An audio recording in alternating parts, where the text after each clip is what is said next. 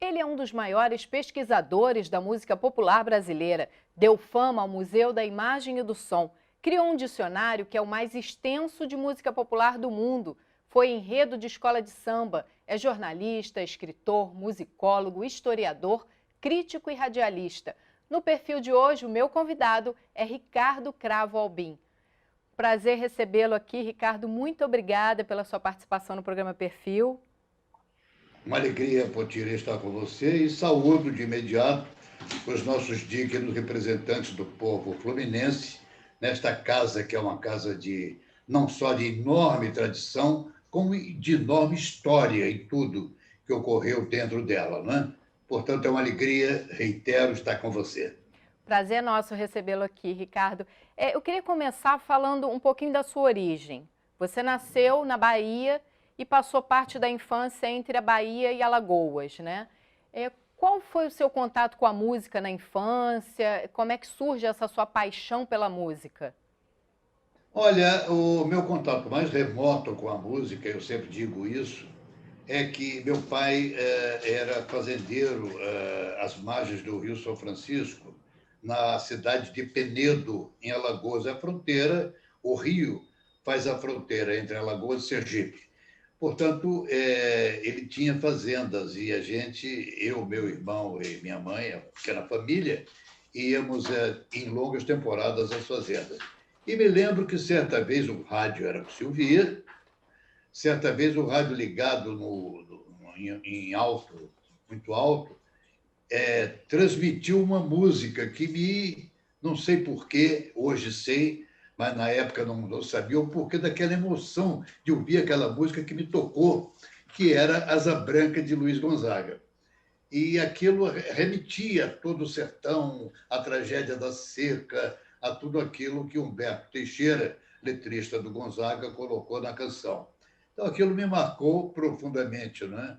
É um dado singular. E, a partir daí, logo depois eu vim para o Rio de Janeiro, para o Colégio Pedro II, internado com uma bolsa de estudos, que na época o Pedro II dava aos alunos que tinham melhor aproveitamento dentro de algumas escolas dos estados.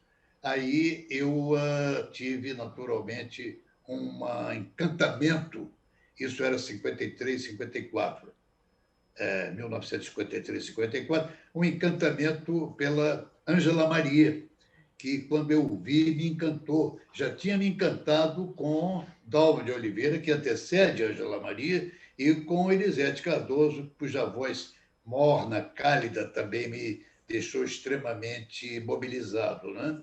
E por aí eu entrei dentro da música popular. E logo depois, assumindo o Museu da Imagem e do Som, aos 25 anos, entrei na intimidade com todos esses ídolos antigos. Para mim foi um grande privilégio.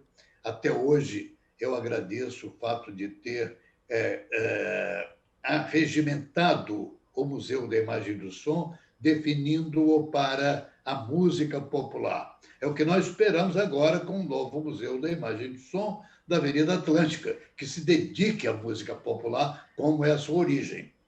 Agora, você era muito novo, né, quando assumiu o Museu da Imagem e do Som, né? Qual eram os seus pensamentos naquela época sobre resgatar a história da nossa música? Você cria projetos muito importantes dentro do Museu da Imagem e do Som, né? O que você tinha de ideias naquele momento? Olha, eu assumi o Museu da Imagem e do Som nomeado pelo Rafael de Almeida Magalhães, ao final do governo Carlos Lacerda.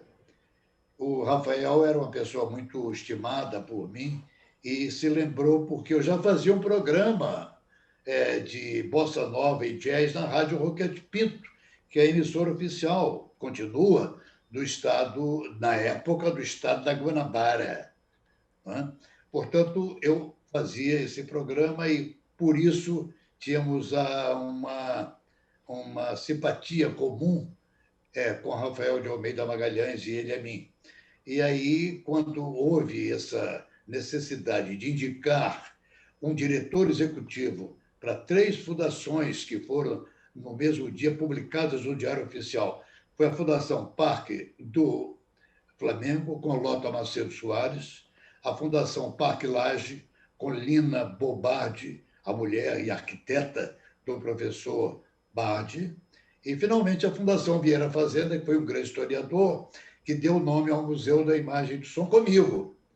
E aí as coisas se desenvolveram a partir do comecinho do ano de 1966, com o governo já outro, o governo de Negrão de Lima.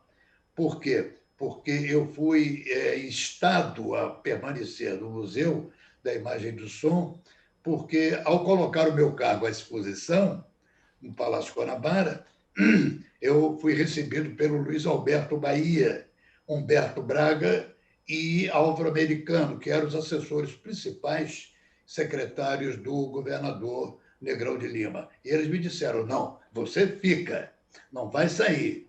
Você aceita esse desafio? Eu falei, aceito, porque já tinha aceitado o primeiro, que era a designação, e fiquei no museu. Só que o museu não tinha um tostão. E aí nós fizemos toda uma necessária confirmação para a opinião pública do Museu da Imagem e do Som. E o que é que eu fiz? Imaginei que o museu deveria ser destinado a preservar as memórias dos grandes brasileiros que estavam na cidade do Rio de Janeiro. E criei os depoimentos, e aí vai a palavra mágica, os depoimentos para a posteridade. Isso deu um frisson no museu e no universo museológico e um sabor de originalidade que todos se interessavam em não só gravar, como assistir, como divulgar, a imprensa inteira ia ao museu. O museu não saía dos jornais porque eu convidava as personalidades. E quais foram as primeiras que me ocorreu para marcar o Museu da Imagem e do Som como definidora da preservação da memória, o melhor da música brasileira? Os fundadores do samba, que eram, a época era 66. 66 era o auge dos festivais de música com os jovens universitários, né? Ali já estavam expostos e vencedores Chico Buarque, Nara Leão, Milton Nascimento, Edu Lobo, enfim, todos os jovens da época, brancos, necessariamente muito bem equipados culturalmente, moradores da Zona Sul, onde se desenvolvia a Bossa Nova. Então, eu coloquei em pauta esse novo e estimulante elemento, que foram os pioneiros mais pobres, em geral negros, moradores não de Ipanema, mas moradores dos subúrbios cariocas. E aí foram os primeiros, João da Baiana, Pixinguinha, Donga, Ataúfo Alves, e se seguiu aí uma série que abalou o Brasil, porque o Brasil começou a ver outra face dele, não apenas os meninos da Bossa Nova, nem dos festivais. Você teve alguma dificuldade, Ricardo, né, para fazer esses depoimentos, já que eram pessoas que não eram tão conhecidas, né, não estavam na mídia, não eram pessoas, como você falou, brancas, da Zona Sul. Você recebeu críticas? Como é que foi a população recebeu esse trabalho novo? Olha, ao contrário do que você poderia imaginar, foi um sucesso porque a imprensa, que não estava acostumado a esse tipo de reverência a esse universo de gente mais modesta, mais simples, que não tinha oportunidade, até porque os festivais e a Bossa Nova tinham como que jogado um pouco, um tanto embaixo do tapete, esse universo, que é um universo valiosíssimo, definidor da alma carioca, não é? Como todos sabemos. Então, isso, ao contrário, foi aceito com grande unanimidade pela imprensa, que pariu o Museu da Imagem e do Som com fartíssimas notícias, memórias, reportagens e tal. E a posteridade foi a chave do Museu da Imagem e do Som. Eu espero que tudo isso seja mantido no Museu da Imagem e do Som da Avenida Atlântica. É um material riquíssimo, né? Porque as próximas gerações vão poder conhecer artistas muito importantes da nossa história, né? Você, inclusive, entrevistou o Chico, que era muito novinho na época, né? Por que entrevistar um rapaz que ainda tinha uma história muito curta na música? Porque, naturalmente, os pioneiros do samba eram pessoas de idade. Então, o museu ficou muito caracterizado, como necessariamente haveria mesmo de ser, como titularizando os mais velhos, que morriam necessariamente mais cedo que os mais jovens. Né? Portanto, esse fato determinou uma qualificação ao Museu da Imagem e do Som, de gravar necessariamente os mais velhos. Essa única exceção foi porque a chegada do Chico Buarque de Holanda na música popular com foi de tal maneira arrebatadora que, como o primeiro LP dele saiu logo, e toda a crítica, eu, inclusive, todo o conselho de música popular que criei no Museu da Imagem e do Som, sabe para quê? Inicialmente para poder votar os nomes que deveriam gravar. Por quê? Porque ficou tão disputado que eu recebia 2, 3 pessoas importantes a cada dia no museu, por quê? Querendo gravar no museu. Era o máximo ser registrado para a posteridade. Então, para tirar de mim essa responsabilidade autocrática, que era escolher quem deveria merecer a posteridade, eu criei um conselho com os críticos, 40 críticos, à semelhança das academias, 40 críticos, historiadores, etc., para julgar os que deveriam merecer a glória e as honras de gravar para a posteridade. Isso foi um sucesso e deu mais um dado de credibilidade à minha administração, nascendo no Museu da Imagem do Som. Agora, um depoimento muito importante que você conseguiu gravar foi o do João Cândido, né? Conhecido como Almirante Negro, falou sobre a revolta da Chibata, que foi um fato importantíssimo da nossa história, né? Que muita gente não conhece. E eu queria que você falasse assim, qual foi o seu sentimento de conversar com ele, que ele já era bem velhinho na época, né? O que você lembra desse depoimento? Olha, foi um depoimento, devo logo dizer, o que é muito raro, o único depoimento secreto que eu realizei no Museu da Imagem do Som, tomando cuidados, porque todos sabemos, os espectadores podem saber, também devem saber, o João Cândido era uma pessoa absolutamente não grata à Marinha do Brasil, por conta da revolta dos marinheiros, da revolta da Chibata, em 1910. E então, o João Cândido é uma figura histórica. E o Hélio Silva era um grande historiador, meu amigo, conselheiro do Museu da Imagem e do Som.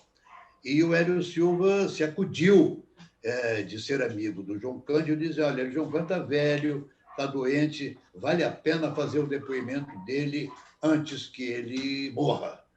E dito e feito, marcamos um depoimento secreto, só eu e o historiador Hélio Silva e o operador de gravação do museu, fizemos pela manhã, sem avisar a imprensa, naturalmente, ninguém soube de coisa alguma. O depoimento gravado em fita magnética de rolo foi guardado cuidadosamente por mim no fundo da minha gaveta, no meu gabinete de diretor, e esse depoimento foi raro, raríssimo, secreto, histórico, porque logo depois foi convertido em livro, né? O que deu toda uma nova luz dita pelo próprio personagem sobre a vida dele. Né? Eu diria que os depoimentos mais curiosos e necessários, porque originais, foram de Chico Buarque, porque gravou antes de ter 60 anos de idade. Gravou, ao contrário, aos 21 anos de idade. E João Cândido, porque foi um depoimento secreto. Aliás, nós estamos na casa de legisladores e deputados, né? uma assembleia, eu devo dizer que havia a necessidade que eu tive de gravar depoimentos dos ex-presidentes da República, que ainda viviam, né? Inclusive dos próprios presidentes generais, para que a gente pudesse gravar tudo de importante, sem qualquer preconceito e, de preferência, sem censura, o que foi uma visão errada minha, porque havia censura. Então, eu imaginei gravar os presidentes. Juscelino, que visitei o Juscelino no apartamento dele, no Arpoador, gravar para os presidentes que ainda viviam na época, Café Filho, João Goulart, que estava exilado no Uruguai, e visitei também o presidente Castelo Branco, que foi o primeiro a ser registrado. Contudo, a possibilidade de gravar Juscelino, popularíssimo na época, e que tinha sido defenestrado de uma candidatura presidencial, como nós sabemos, à época era uma pessoa extremamente perseguida pelo status quo, digamos, da censura de época, né? E o governador Negrão de Lima me pediu para que não gravasse, porque o governo dele ia ter problemas, e eu mais ainda. Aí, de fato, o Juscelino, a quem eu visitei, foi, digamos, transferido para meses ou um ano depois, o que não acabou se realizando, porque ele morreria. Mas isso foi uma pena, mas dá ideia a você daquilo que a gente queria fazer libertariamente dentro do Museu da Imagem e do Som. Ou seja, sem censura, o que era uma ingenuidade minha. Mas, de qualquer maneira, pelo menos, eu pensei acertadamente. Eu julgo, acho. Bom, a gente vai continuar conversando no próximo bloco, que a gente vai fazer um pequeno intervalo, Ricardo. O programa Perfil volta em 1 minuto. Fique com a gente.